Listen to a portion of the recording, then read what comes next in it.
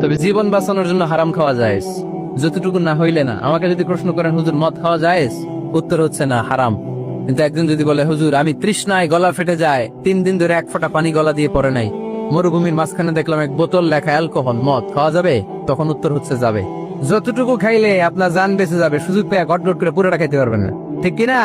এজন্য বিষ্ণু ইসলাম দোয়া করতেন, আল্লাহুম্মা কফিনি বিহালালিকা আন হারামিক ওয়া আগনিনি বিফাদলিকা আম্মান সিওয়াক। আজকের আলোচনার বিষয় হালাল এবং হারাম।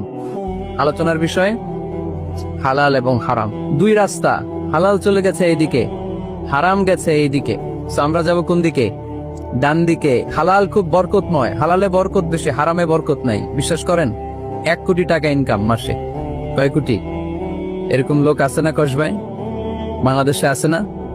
1 কোটি টাকা ইনকাম, কোটি টাকা ইনকাম তার। কিন্তু বছরে কোটি কোটি টাকা তার ইনকাম, 1 মাসে ইনকাম 1 কোটি টাকা।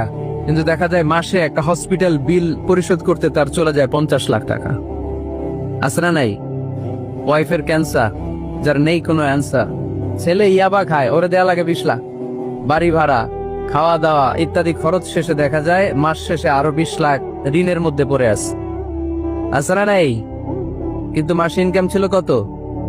1 কোটি। কিন্তু মাস শেষে দেখা যায় 20 লক্ষ টাকা ঋণের বোঝায় চাপা পড়ে আছে। আর রিক্সাওয়ালা, ওর বেতন নাই, যা পারে ইনকাম করে প্রতিদিন। মাসে অন এন অ্যাভারেজ তার ইনকাম 5,000। কয় হাজার? 1,000 চলে যায় ওর যে ছুপড়ির বেড়া, ওই বাড়ির ভাড়া দিতে। 1,000 চলে যায় ওর খাওয়া, 1,000 চলে যায় চিকিৎসা, 1,000 চলে যায় ছেলেমেয়েদের পড়াশোনা, আনুষঙ্গিক আরো 500, মাস শেষে আরো থেকে যায় 500। 1 কোটি টাকা ইনকাম করেও 20 লক্ষ টাকা ঋণের বোঝায় চাপা পড়ে আছে। আর 5,000 টাকা ইনকাম, মাস শেষে কত থাকে? 500। কারণ ওর পুরো ইনকামটাই হালাল। ওর পুরো ইনকামটা কি? আর হালালে বরকত ঢুকায় দিছে কে? হারামে কোনো বরকত আছে? আওয়াজ করে বলেন তো, গরু খাওয়া হালাল না হারাম? কুকুর খাওয়া? কুরবানিতে কি জবাই হয়? সুন্নতে খাতনার অনুষ্ঠানে, বিয়ের অনুষ্ঠানে, প্রতিদিন কসাইয়ের দোকানে, কোথাও কুকুর জবাই হয়?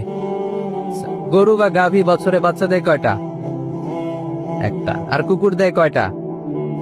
7টা, 10টা, 11টা।